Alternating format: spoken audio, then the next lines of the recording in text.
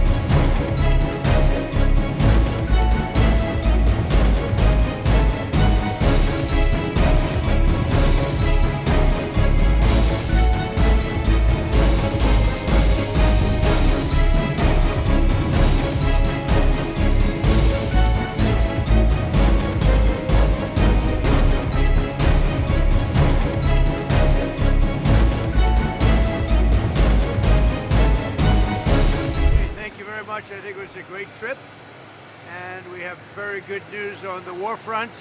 Namely, they are absolutely being destroyed. Iran is being absolutely decimated. That's all I can say. President Trump, what have you heard about this bulletin that some law enforcement put out about a possible Iran revenge plot in California, where there would be some kind of a boat offshore launching drones towards the... It's being investigated, but you have a lot of things happening, and all we can do is take them as they come. And the war itself is being prosecuted as well as anybody has ever seen, and this is other countries telling me too. Big countries, powerful countries, they said they've never seen anything like it. And they also agree with what I'm doing. They say it's an evil country, and it's been for 47 years that way. And if they try to hit us back, have you been briefed about how many Iran sleeper cells there could be inside the U.S. right now? I have been, and a lot of people came in through Biden with this stupid open border. But we know where most of them are. We've got our eye on all of them, I think. Is it dozens?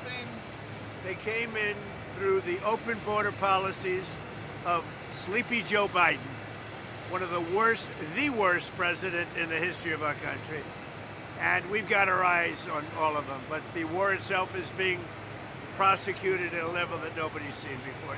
It's pretty amazing to watch. Can you give us a timeline on when you're planning to tap the strategic petroleum reserve, a timeline of when that could happen? We're going to be doing it very quickly, and then we'll fill it up. We'll fill up our reserves. You know, if you remember, I filled them up, and then I had a deal to go at the highest level, a level that's never been, and Schumer and the Democrats for $25, and it was turned down. You remember that, Peter.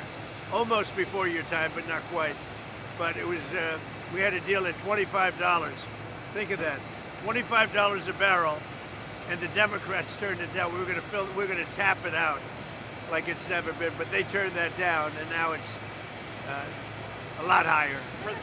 Are you considering having the U.S. Treasury Department buy oil futures as a means to keep the oil prices down or bring the oil prices down? Well, we're going to be in very good shape. You see what's happening. They are pretty much at the end of the line. Doesn't mean we're going to end it immediately, but they've got no Navy, they've got no Air Force, they've got no anti-air traffic, anything. They have no systems of control. We're just riding free range over that country.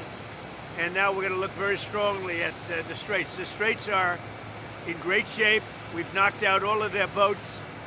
They have some missiles, but not very many. I think we're in very good shape. ستونهای بلند شده دود. Last night, when rain and snow were falling upon our country, warheads, not raindrops and not snowflakes, were pouring down on our enemies in a terrifying and crushing storm. At the very moments when hands in the land of Iran were raised toward the sky in supplication, towering columns of smoke were rising from the enemy's deployment centers, visible from kilometers away. The delirious ravings of the enemy are no longer a painkiller for the certain death of arrogance, and the deadly process of their decline and collapse cannot be stopped. Listen carefully. From every single hit on your bases, the sound of death can be heard loud and clear. Trying to sketch out an end to the war in your own favor, clinging to deceptive media that act as a crooked mirror of reality, will bring you no benefit and no result. We have no trust or belief in you whatsoever, and we will not let go of the path of victory or abandon it. Those podiums from which you have lately been flailing and gasping for air are nothing but the last trenches of a dying foe. A defeated enemy is not the one who determines reality on the ground, and has no power to define what is actually happening. The condition of the filthy enemy can be summed up in a single word: annihilation. And the bad news for you is that this condition will continue. Why is it that the delusional senior political and military officials of America in Washington, instead of babbling on, do not travel to the region to see with their own eyes the real conditions in the field and the horrific situation of American bases and soldiers? To those chatterers who talk about naval mines, we advise that before they focus on mines in the sea, they should pay attention to the ticking time bomb, the ticking clock counting down to the explosion of oil prices.